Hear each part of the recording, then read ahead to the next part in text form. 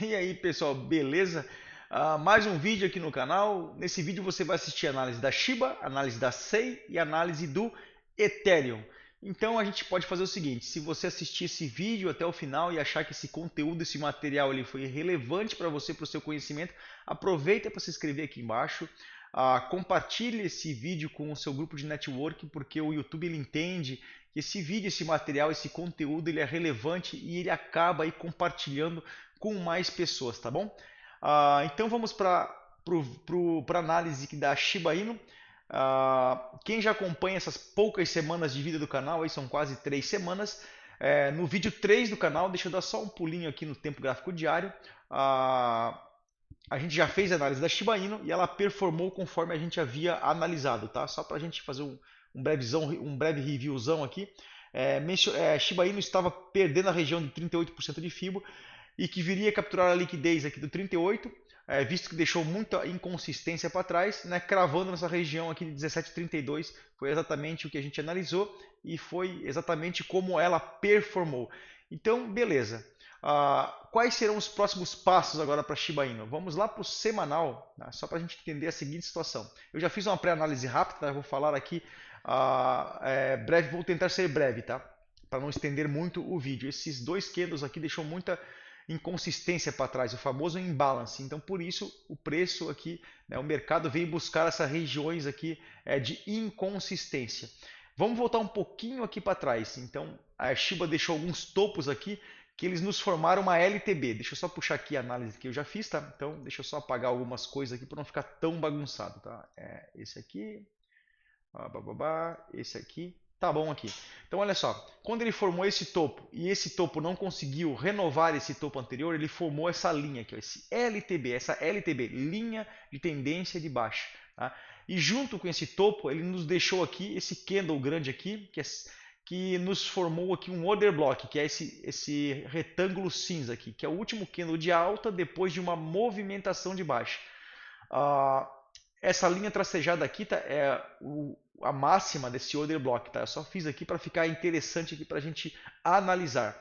É sempre bom a gente contextualizar o que a gente está falando para ficar mais fácil para a gente conseguir até memorizar, aprender, enfim, visualizar também, tá?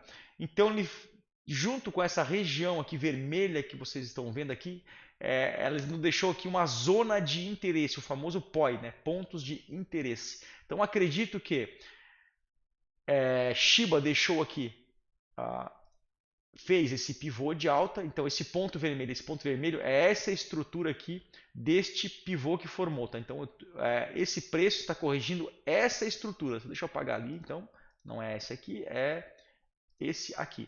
Então Shiba Inu está corrigindo essa estrutura. E aonde que ela pode parar? É isso que a gente vai ver, óbvio. Não tem bola de cristal, mas a gente vai ver a maior probabilidade. Ou seja, como mencionei que ela tem uma LTB junto com um order block, que na verdade quando ele furou aqui esse candle, ele se torna um breaker block, tá? Porque não teve força para segurar, né? Esse candle rompeu esse order block, como ele não teve força para segurar, e como ele não teve força para segurar esse bloco, ele se torna um bloco quebrado, tá? E ele formou aqui uma zona de interesse junto com essa LTB. Então é onde possivelmente Shiba pode começar a trabalhar. Então, como eu tenho essa informação macro, agora eu preciso refinar um pouco essa informação para tentar refinar um pouco mais melhor se de fato ela vai vir buscar essa zona ou ter um pouco mais continuar não, ou começar a subir, tá?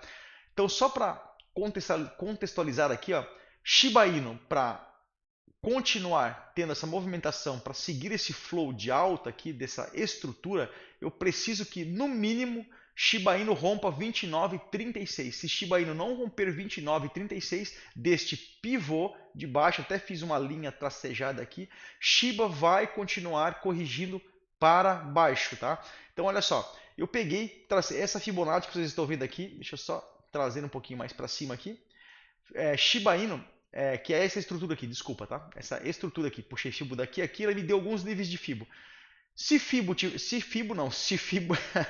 Fibonacci deve estar se retorcendo lá no, Se Shiba Inu estivesse trabalhando acima de 38% dessa região aqui que eu estou circulando, ou seja, de 22,71, ah, o mercado está nos dizendo que essa estrutura está realmente forte, que vai continuar subindo. Como a gente perdeu 38, estamos trabalhando abaixo de 50, a maior probabilidade a momento será de uma lateralização, porque a princípio o mercado não terá força suficiente num único candle como esse aqui, por exemplo. É quase improvável acontecer numa única puxada atravessar isso aqui tudo. Geralmente ele vem fazendo pivôs, tá?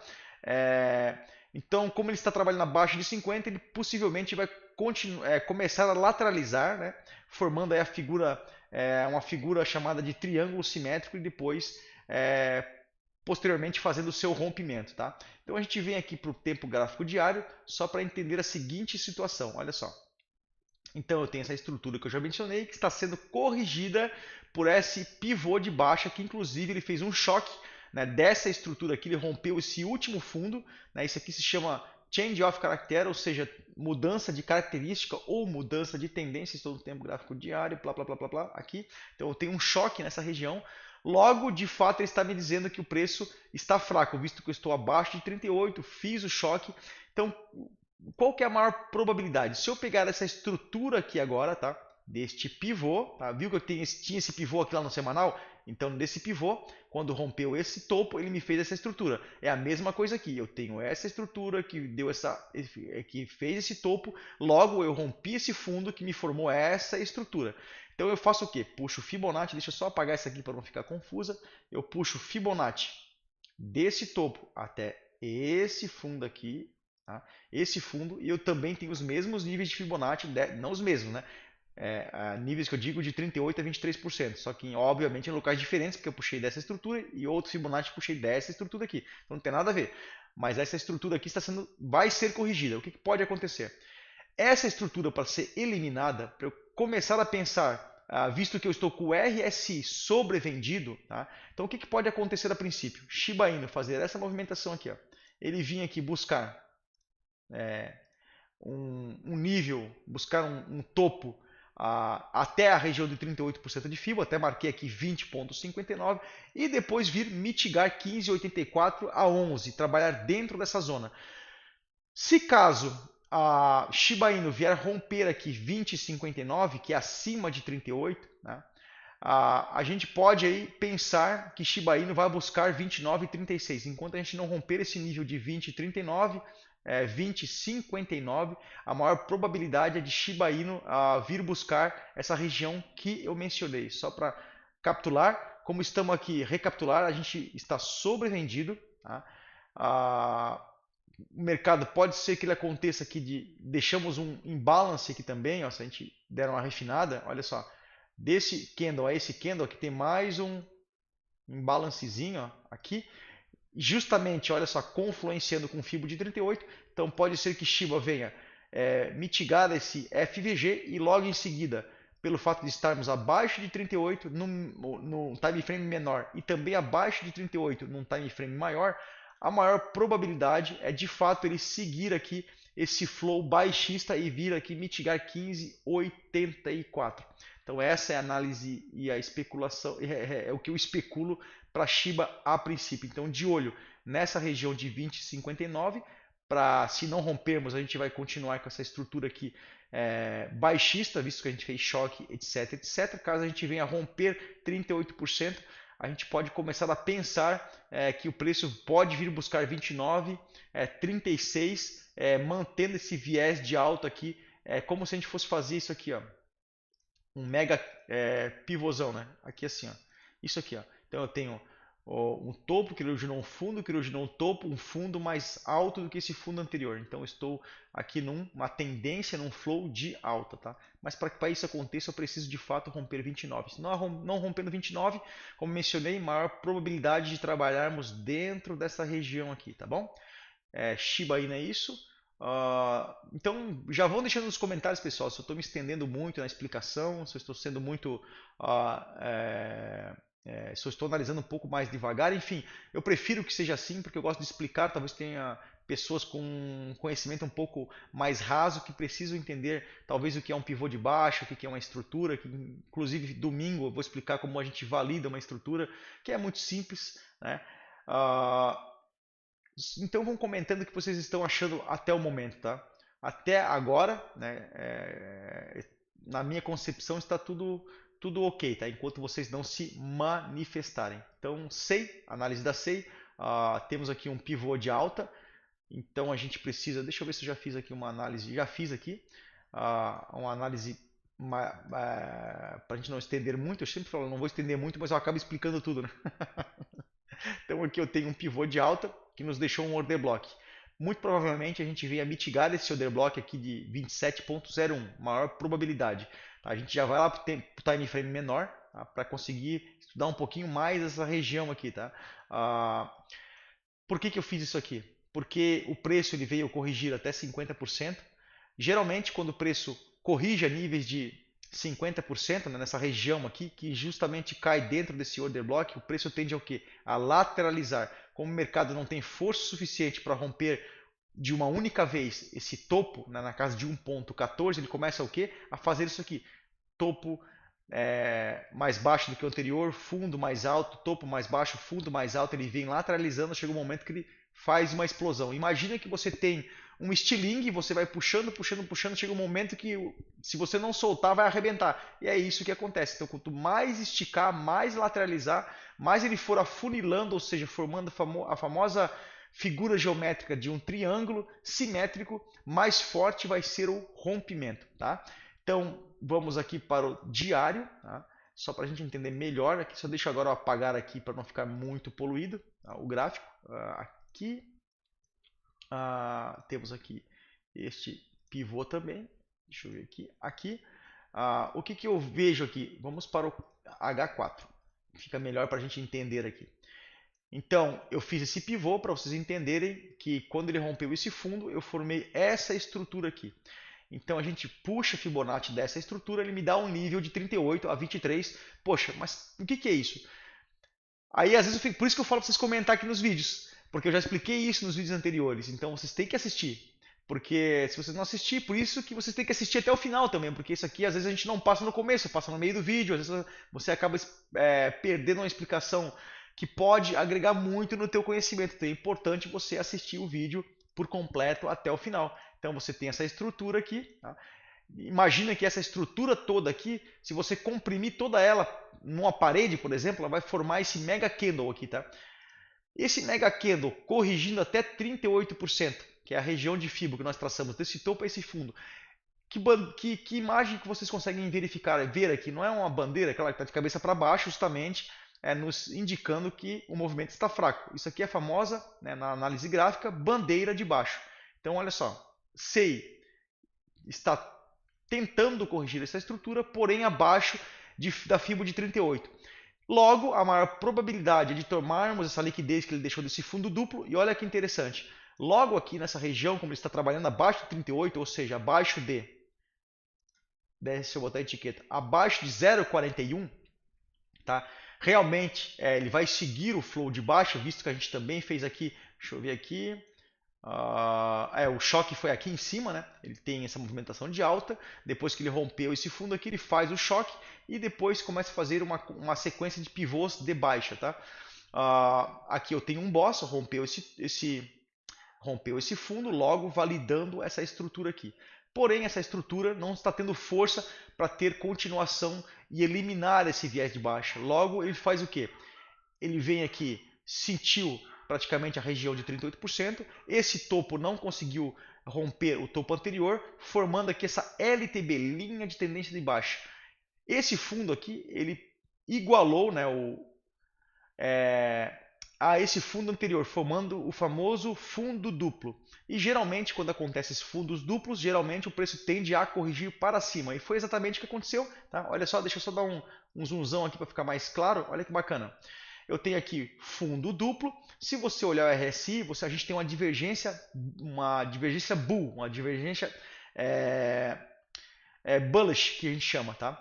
Que Está dizendo o quê? Está divergindo do quê? A gente formou, o preço me dá dois fundos duplos, porém o RSI não consegue fazer fundo duplo. O índice de força relativa realmente está forte. Tá? Ele fez esse fundo mais alto do que o anterior. Então a gente tem uma divergência bullish. Por isso a gente teve essa movimentação de alta, porém não conseguiu renovar topo porque ficou abaixo de 41,1, tá? Formando o famoso triângulo descendente, que é uma figura geométrica da análise gráfica que geralmente tende a romper para baixo. Então, e olha só como tudo confluencia. Estamos trabalhando abaixo de 38, preciso capturar liquidez e quando ele romper esse fundo pegando a liquidez, provavelmente essa base desse triângulo descendente vai servir como resistência, logo ele vai vir buscar aqui 0,2701, tá? Que é a nossa região aí que o preço precisa mitigar. Então o que eu especulo a princípio para SEI, né? Enquanto a gente não romper aqui 41, a maior probabilidade será de o preço capturar liquidez e vir bater aqui o 0,2701. Vamos para Ethereum.